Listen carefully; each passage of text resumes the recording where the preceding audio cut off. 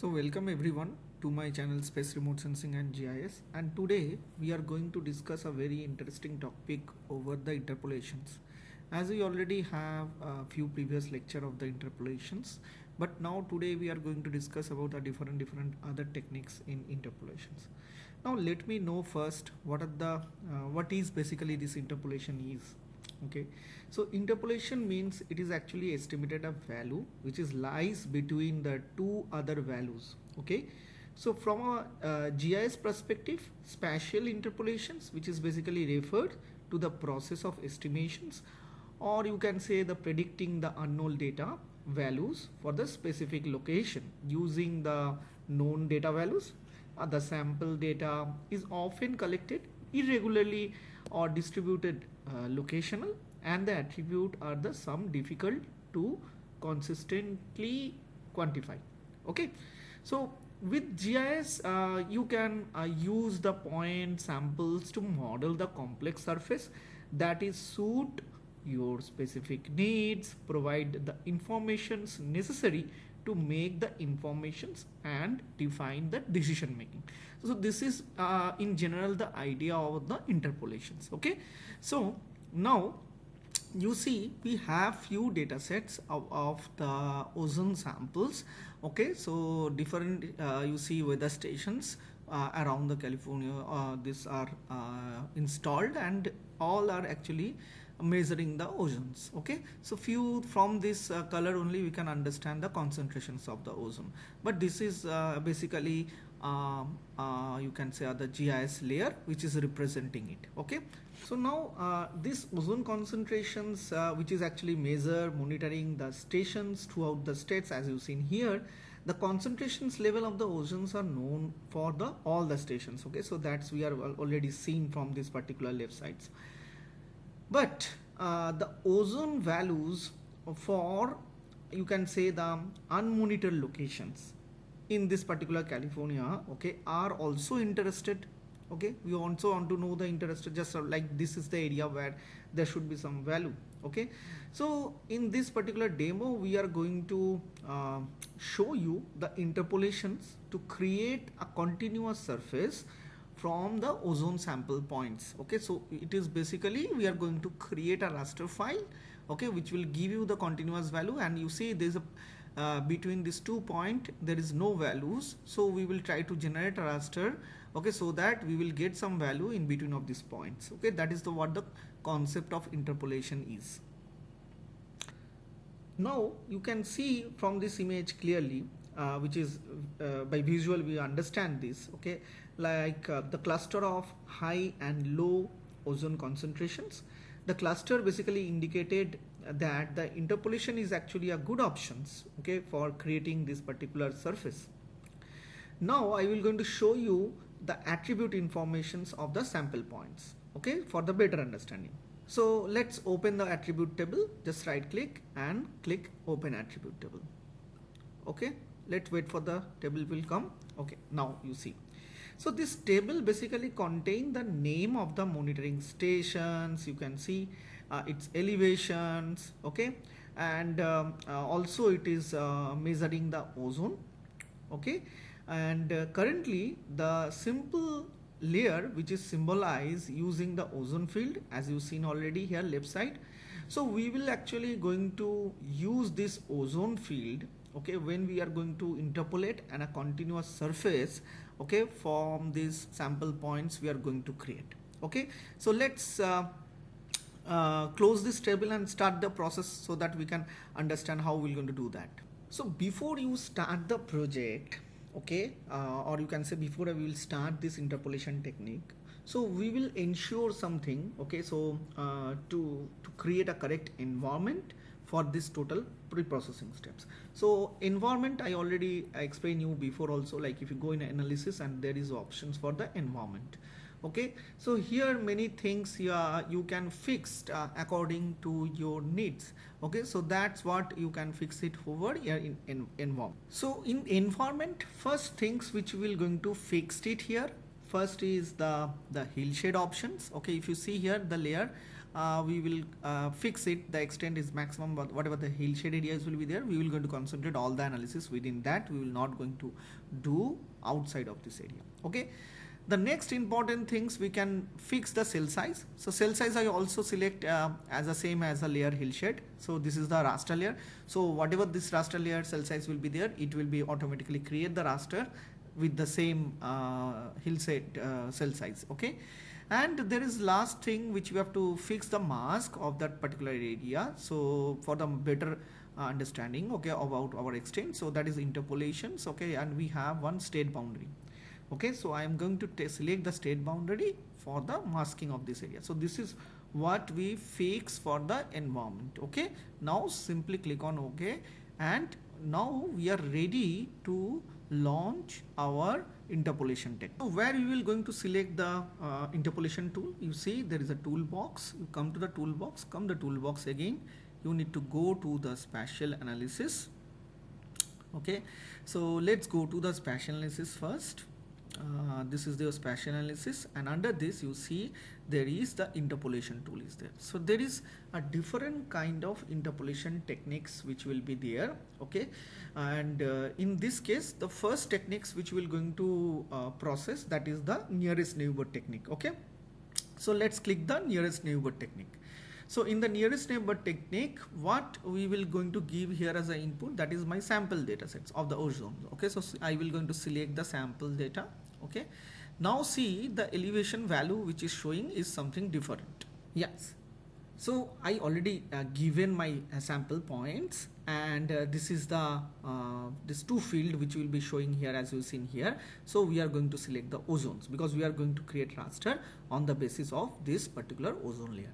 Now the output locations where you need to save your output, you can save that particular location.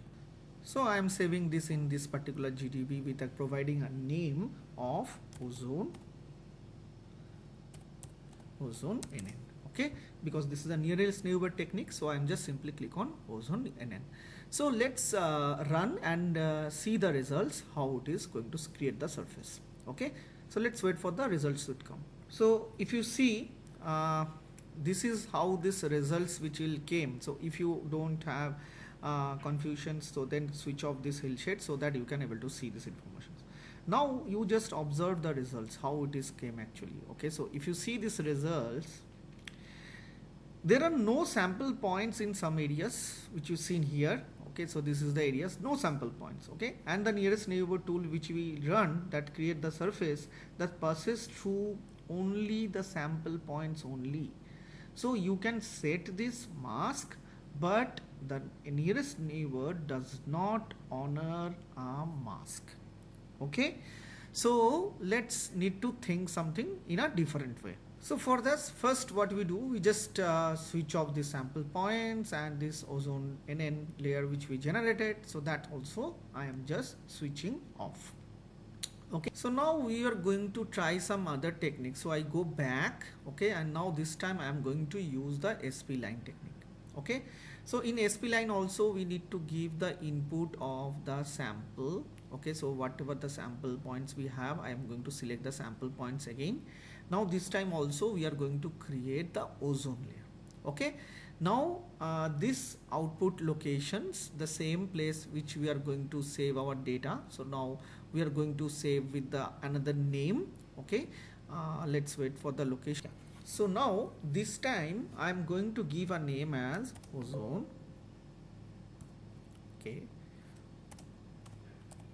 ozone Spline. So now if I just simply click on OK. Okay, so then we can click on run and let's wait for the results, how it is coming. So now you see this is the what the results came. Okay, so if you see now this is my sample points and now it is creating. So next you see we will run this Spline tool, okay, using the tension method also. With the tension Spline type with the higher value which is entered for the weight parameter. So the result is somehow you can say the coarser surface that is none less than closely to confirm to control the points. Okay, so let's go back to this again and click on this Spline. Okay, and re-enter this particular data again. So for that we go with the Spline and then we select the sample points again. Okay, change this as a ozone, where I will going to save. I can give save that particular name in that location. So now you see I just give the name of the Spline. So last time we used the regularized technique, as you've seen here we use the regularized technique, but this time we are going to use, there is another technique which is called tension. So I just give the name to save up this product is the same way. So only thing I need to change this Spline to the tension. So there is a two different technique. Even you see the results also coming different. Okay, so let's run this and wait for the results.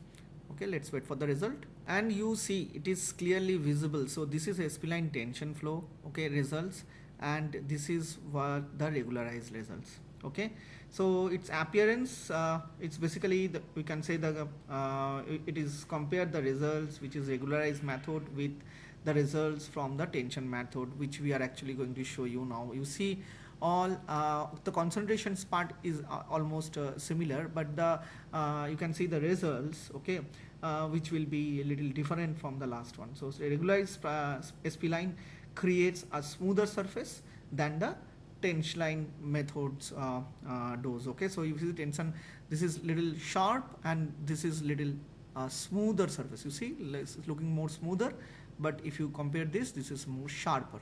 Okay, so that is what the differences is coming between the two different interpolation approach with the different Spline approach technique. So let's try some other technique of interpolations. Okay, so this is basically you can say that there is IDW technique. Okay, so IDW is known as inverse distance weightage techniques, and we will now going to compare these results with the last two results which we created. So first, anyhow we have to give the input of the sample points. Okay, and we are going to run over the ozone only.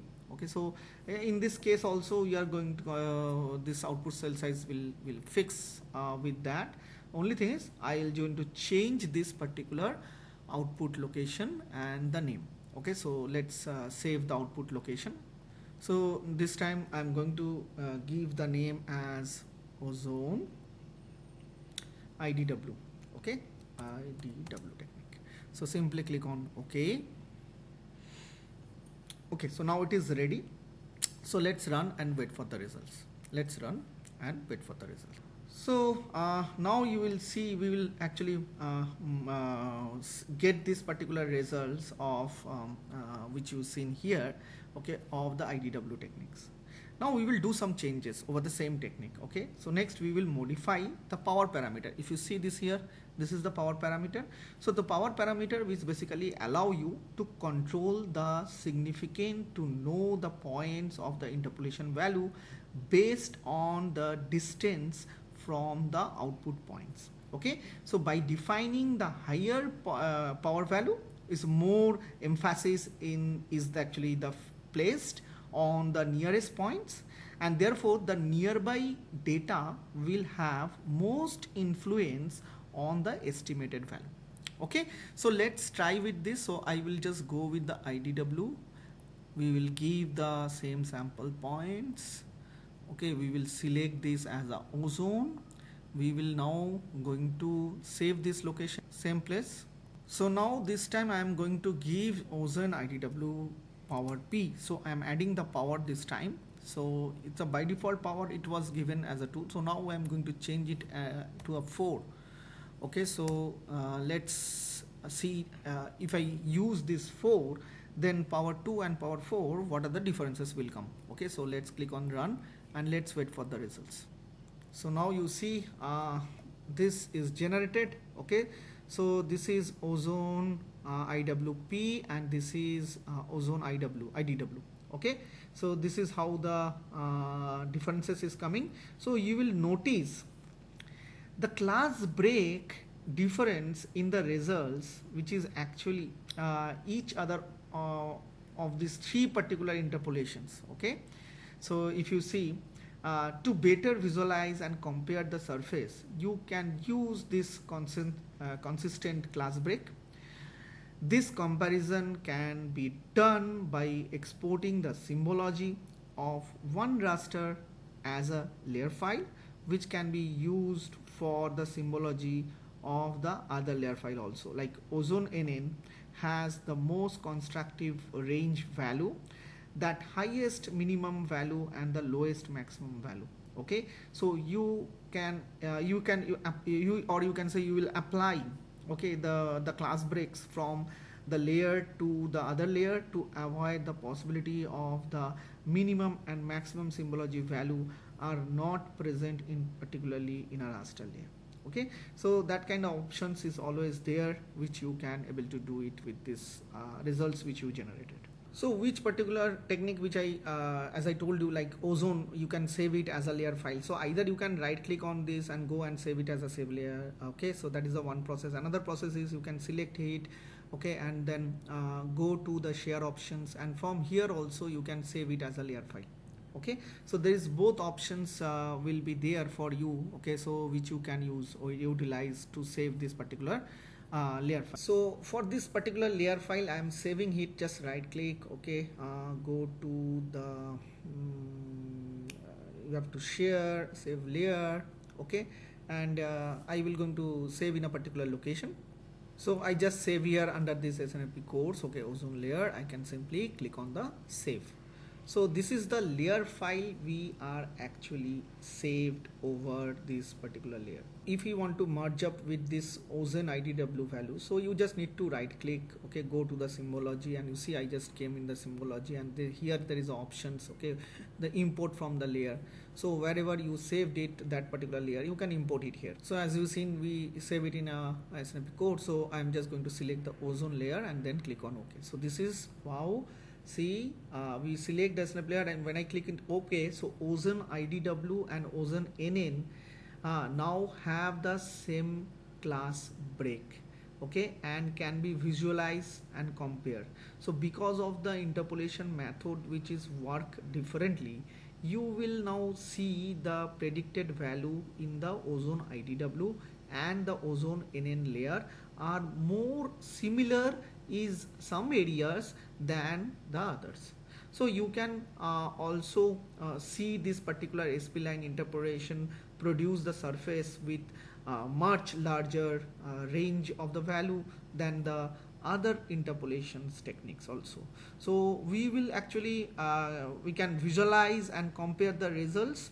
So you would need for the further analysis for assist this method for the best prediction techniques, which one it is. So you can examining the interpolation values also. Okay, so examining interpolation value means it is actually a particular steps that we will actually determine the surface which is the most ideal for your analysis, okay, by withholding some sample points from the interpolations. So you will actually going to perform the interpolations on the subset points and complete that the prediction value with the values of withhold points. Okay, so now if I just turn off all this informations which we created, okay, and let add the subset value, okay, subset points, and add to the current map. Okay, so this is the subset points value, and using the subset points values we can regenerate this particular analysis again. So subset points has the fewer sample points in the it is actually than the initial sample layers which we created, and we will actually going to use the same interpolations tool as we did earlier. So but this time we will actually use the subset point features as our input layer. So let's try with one by one. Again we can do with the nearest neighbor. First we will try with this, with the nearest neighbor. This time the sample, this will be our subset points. Okay, so let's open from here, not there, just go to that particular layer where it is there. Okay, so this is the subset points which you need to select and open it. Okay, so then you can go it and select it here again as a ozone. And now the first techniques which we run, that is nearest neighbor. Okay, so let's start with that. Now this time I am going to show, this is the results which is came. Now this time I am going to show you with the Spline. Okay, so I am just opening the subset point again. Okay, so to change the value in as a ozone, and this time you can save it as the different name. Okay, so I'm just going to save that is a different name, that is subset. Okay, so just like NN subset, this one is the Spline subset. So let's change it to the Spline. Spline subset. So I'll just give it okay. So now I'm going to use the regularize technique. Okay, I'm not changing it here. So that time for your understanding, I'm showing you that. Now simply click on run. So let's see one by one we will running these informations, and then we will try to compare all the three results. Okay, so that is what the concept is. Now Spline is done. Now you can generate with IDW. We can go back, we can select the IDW. Okay, then we can go with the subset points. This time again the ozone, and this time we will change the name. Okay, with that particular place. Okay, so this time I'm going to give here, this is IDW subset. So IDW subset. Simply click on OK. Now this reference layer, I'm taking a hillshade. Nothing I'm changing, because I'm trying to compare the two results in general. Okay, so now you see we got the three different results. Okay, so we got the three different results: NN subset, Spline subset, and IDW subset. Let's try to compare. If you want to compare these particular results, okay, so suppose I'm going to concentrate over some results which will be suitable for our comparison. Now for the comparison, what we do, we will add some points, which we have some points. Okay, so this is white held points which I'm going to add in this. You see, these are the 2 points which is added to this particular scene. Okay, so that we will going to utilize it for the comparison. Okay, now in this content panel, if you see, we have this white held point which I am already selected. So in the explore, you can use this one, select as from the content. Okay, so that you can highlight it. Okay, so you see this is the two place. Okay, so which is actually we are going to understand about these values. Okay, so if I click on this value, so it will going to show me the data value. Okay, you just see here 13 Jackson Man. So this actual ozone value which is showing here as a 0.047. Okay, so if I close this pop-up, okay, now if you want to compare these results, okay, to the actual the subsets which we cleaned, so for that I'm just going to select this nearest neighbor, you see, and now this time again I will going to select this point. So in the nearest neighbor, what is the value it will showing? You see here the class value is coming for 0.846. Okay, so let's try with some other technique. So that will be Spline. So now this time I'm selecting the Spline, and this is what the value is coming over here. See 0.048. Okay, so and we are going to select the IDW. So we are going to see what is the value coming, 0.09. So this is actually give you some understanding about the data value which is closest to the actual points which you collected to the field, which is showing 0.8 something, which I show the first one. So what are the value is coming closest to that? Okay, so you can take this as a reference, like this will be the best, like NN, you see the NN with the value of 0.084, which I showed the first one. So you will see it's a perform the different interpolations on the subset points and compare the predicted values with the values of withheld points. So as you can see, the manual validations a surface, it is actually a time consuming. So later we will going to see how we will going to use the geostatistical tool to validation our surface also. So up to for this today's video, we will go up to this because it's a very long video is already created. So I hope this will be fine. Means the manual process how we'll do the validations. Okay, so that concept also I showed you, because many people they will show you how we do the interpolations, but how we'll do the validations nobody is actually showed you, because many students they are actually asking me the questions how we'll do the validations of the different interpolation techniques. So I hope this video will be very useful for those peoples to get that answers, like how they can do the interpolations with the data. So that's all from my side. So I hope this video will be useful for you all. So if you like this video, please share and subscribe my channel. Thank you very much all.